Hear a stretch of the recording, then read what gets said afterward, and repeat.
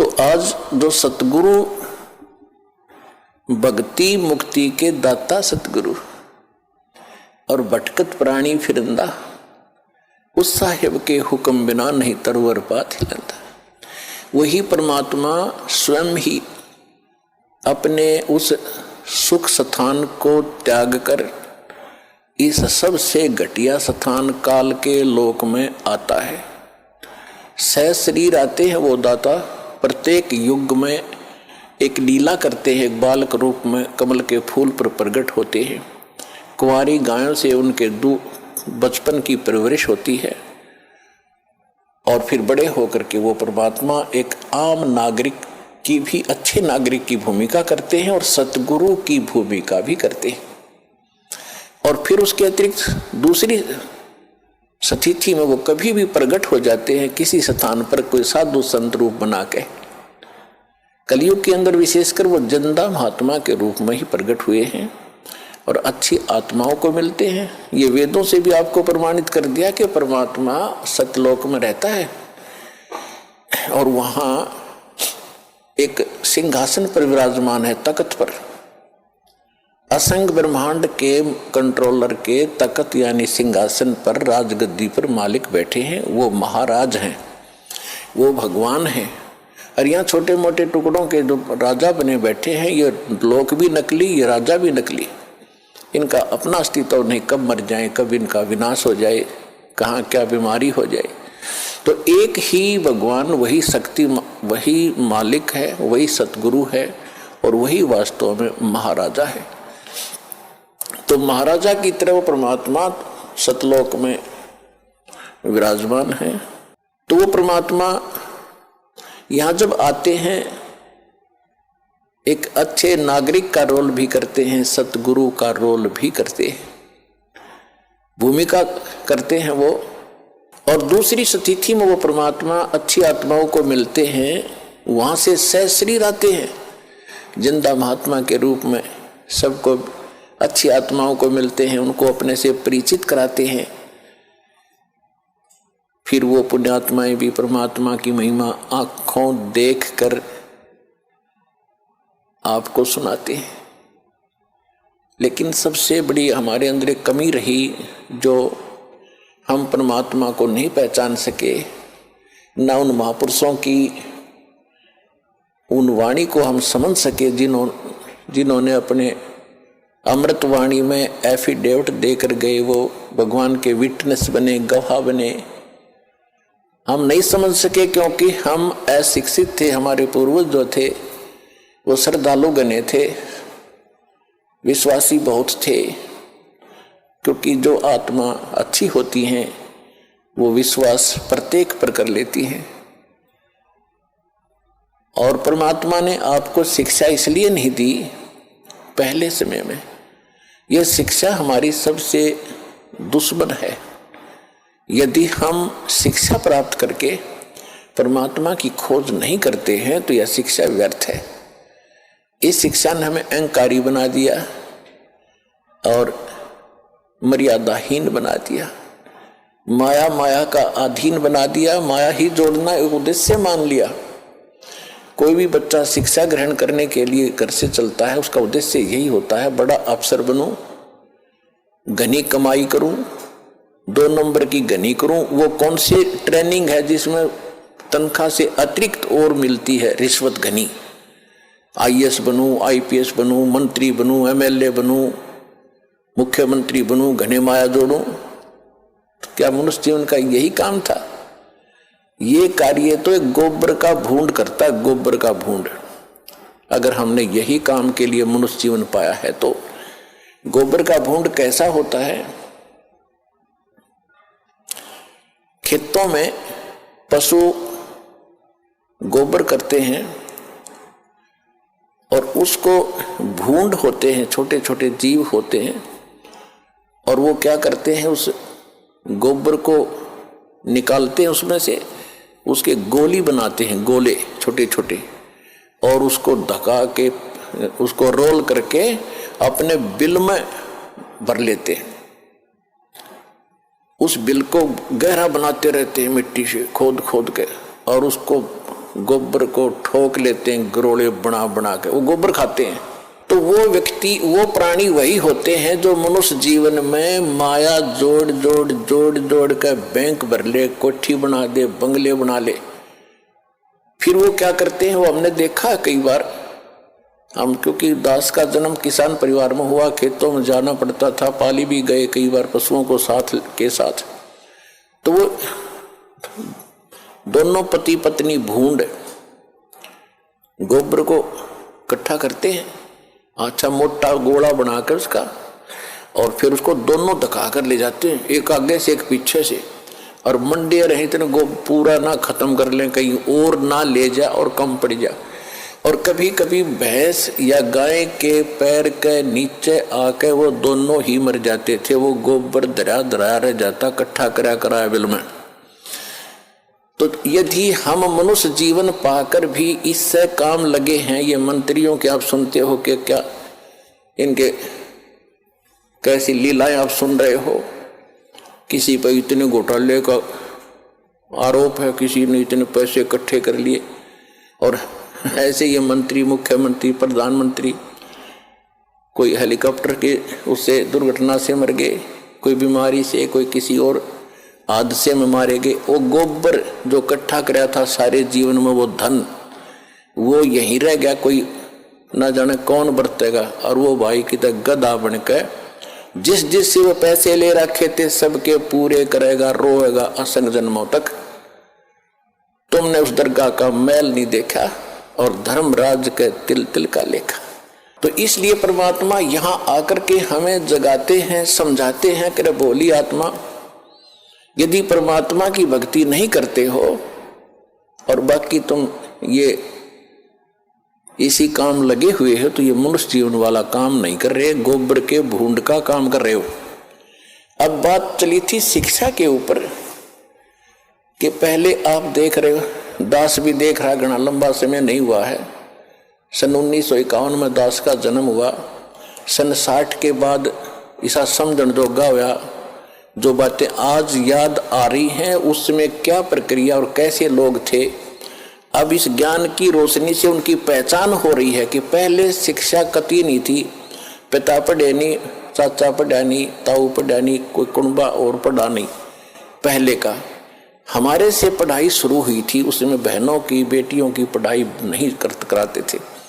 तो उसमें कितनी शांति थी, कितना एक आचरण अच्छा था, कितना प्यार था, और कैसा एक दूसरे की शर्म लिहाज होती थी। बड़ा व्यक्ति चाहे किसी भी दूसरे गांव के दूसरे कोने का भी क्यों ना होता, अगर बच्चे थोड़ी बहुत शरारत कर रहे होते तो उसको देखते ही बंद हो जाते, भाई ताऊ आ गया। अरीब अब ताऊ चाहे कितना घूमो, घूटी लाकर गलियां बैठे रहे, और कितना व्यवहार बिगड़ गया। माया माया चाहिए, ना भाई बहन का प्यार, ना कितने रिश्तेदारी में लगाव रहा। विवाह पीछे होता है और मुकदमा कोर्ट में पहले जा लेता है। हद होगी भाई, इसी जीवन में अपने लफड़े में जीवन बर्बाद कर जाओगे। इसलिए परमात्मा आपको याद दिला रहे हैं कि मानुष जन्म पाय कर जन नहीं रटे हरि नाम, जैसे कुआ जल बिना फिर बनवाया क्या काम। तो ये ज्ञान कौन देता है? सतगुरु देते हैं। और वो सतगुरु कैसी लीला करते हैं? कबीर भगवान जब स्वयं आते हैं, अच्छी आत्माओं को मिलते हैं, उनको सतलोक ले जाते हैं, फिर वापस छोड़ते हैं, फिर अपने से परिचित करा के और सबको ज्ञान सुनाते हैं। लेकिन उन महापुरुषों के उन गूढ़ रहस्यों को, क्योंकि परमात्मा ने कहा था कि तुम कितना ही कुछ कर लो, ये मानेंगे नहीं, क्योंकि इनको ज्ञान ही नहीं है। ये इनके जो मूर्ख गुरु हैं, अज्ञानी, जो शिक्षा जरूर प्राप्त हैं, संस्कृत भाषा अवश्य जानते हैं। अब देखो पुण्यात्माओं, इस भक्त शिक्षा ने कैसा नाश किया है। ये हमारे धर्मगुरु जितने भी थे, ब्राह्मण लोग थे, इनको ही शिक्षा ग्रहण करने का अधिकार था। और शिक्षा किस लिए ग्रहण करने का अधिकार दिया था? कि तुम सदग्रंथों को पढ़ो, उनको समझो वो संस्कृत भाषा में, और फिर हमें बताओ, हम धर्म कर्म ठीक करें, अपना कल्याण करवा लें। और गीता में भी ऐसा लिखा है कि जो विद्वान लोग हैं वो विद्वान लोग सदग्रंथों को पढ़कर अविद्वानों को सुनाए। अविद्वान माने, क्योंकि ये विद्वान मानते हैं जिसने शिक्षा है, अक्षर ज्ञान है, और अविद्वान कहते हैं जिसने अक्षर ज्ञान नहीं है, उनको सुनाओ। और यदि अविद्वान यानी अनपढ़, अक्षर रहित, वो अगर विद्वानों की बातों को सुनकर उनके अनुसार आचरण कर लेते हैं तो उनका मोक्ष हो जाएगा। बिल्कुल सही है, पढ़ना जरूरी नहीं था। तो इसलिए परमात्मा ने शिक्षा की आवश्यकता नहीं समझी, क्योंकि वो समय नहीं था पार करने का तुम्हें। अब समय अब आया है, तो उस समय वो जो शिक्षा ग्रहण करते थे ब्राह्मण लोग, ये केवल माया जोड़ना उद्देश्य रखते थे। और काशी विद्यापीठ बनारस में जो बच्चा पढ़कर आता था ब्राह्मण का, उसकी बड़ी महिमा होती थी, और उसी से सभी अपने धार्मिक अनुष्ठान कराया करते थे, अच्छी दक्षिणा देते थे कि बड़ा अच्छा सदग्रंथों का ज्ञाता। तो उन धर्म गुरुओं का एक उद्देश्य बन गया कि माया घनी कैसे बने। इन्होंने माया इकट्ठा करना ही उद्देश्य मान लिया। एक कड़ौली गांव है खरखोदा तहसील के अंदर, सोनीपत जिले में कड़ौली गांव का एक जाट था, निश्चल दास नाम था उसका, किसान का लड़का था। उसने जब वो समझण जोगा हुआ 10-12 वर्ष का, तो उसके मन में प्रेरणा हुई कि भी हमारे जितने भी सदग्रंथ वेद गीता पुराण जो भी हैं ये सारे संस्कृत भाषा में हैं, और मैं संस्कृत भाषा पढ़ूं। और ये और जो धर्म गुरु हैं ये तो स्वार्थवश इनको पैसे लेते हैं और अटपट में लगा रखा है। मैं सदग्रंथों को पढ़ूंगा, वास्तविक ज्ञान करा करके फिर सच्चा ज्ञान लोगों को बांटूंगा फ्री में।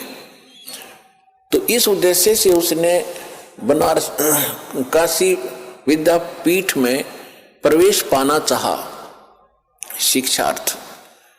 तो उसके सामने एक समस्या आ गई कि वहां केवल ब्राह्मण के लोग बच्चों को ही, ब्राह्मणों के बच्चों को ही प्रवेश मिलता था। उसके लिए गांव से नंबरदार होते थे, सरपंच नहीं होते थे, उनसे लिखवा कर ले जाना पड़ता था कि इस गांव का ब्राह्मण का पुत्र है, उसको प्रवेश मिलता था। तो उसने एक नंबरदार ऐसे ही अशिक्षित होते थे उसने आप पे लिख लिया कि ये निश्चलदार पुत्र फलाना गांव कड़ौली और ब्राह्मण का बेटा है। उसके दस्तखत करा लिए, वो प्रवेश पा लिया।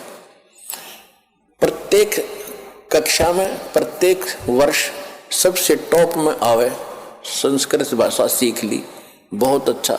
जब शिक्षा पूर्ण करके वो चलने लगा तो जो प्रिंसिपल था वहां का, बनारस का जो ब्राह्मण प्रिंसिपल था यानी मुख्य अध्यापक था, शिक्षक था, उसके एक कन्या विवाह के योग्य थी, युवती थी। उसने क्या सोचा कि इतना इंटेलिजेंट बालक है, इसने संस्कृत बहुत अच्छा सीखा है, ग्रंथों को भी खूब अच्छा पढ़ा है, और ये जहां भी जाएगा इसकी वाह वाह हो जाएगी और तेरी बेटी सुखी रहेगी, यू घना धन इकट्ठा करेगा। इसलिए उसने मन बना लिया कि इस बच्चे से अपनी बेटी को ब्याह दूं, विवाह कर दूं। जब वो निश्चल दास गया उसके पास, प्राचार्य के पास, प्रिंसिपल के पास, कि हे गुरुदेव, आपकी कृपा से आपका बच्चा अपनी शिक्षा पूर्ण करके अब सेवार्थ जा रहा है, मुझे आशीर्वाद दो, मैं सफल हूं जिस उद्देश्य को लेकर आया हूं। तो उसने कहा कि बेटा फिर गुरु को कुछ दक्षिणा भी देते हैं, दक्षिणा दे। दक्षिणा लो जी, मेरे पास क्या है, मत लगा कि वचनबद्ध हो जा। अच्छा जी, वचनबद्ध हो जा, मैं अपनी लड़की का विवाह तेरे से करना चाहता हूं, तुझे करना पड़ेगा।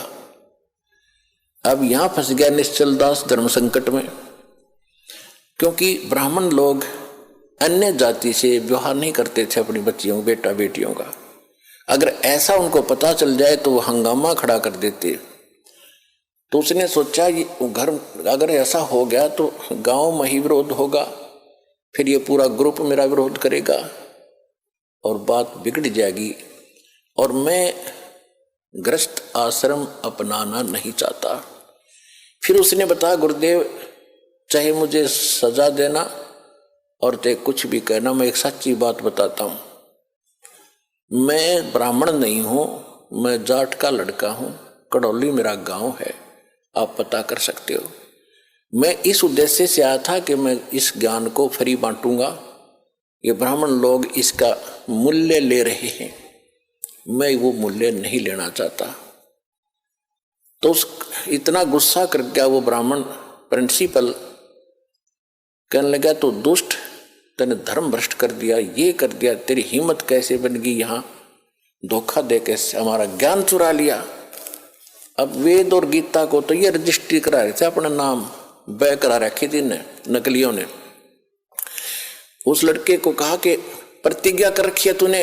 हाँ जी, कि तू कभी संस्कृत भाषा का प्रयोग नहीं करेगा और किसी संस्कृत भाषा में कोई प्रवचन नहीं करेगा और जा सकता है। और तुझे श्राप दे दिया उसने कि तुझे प्रतिदिन एक बार 1 घंटा बुखार बना करेगा ताकि तेरी गलती तुझे सदा याद रहे।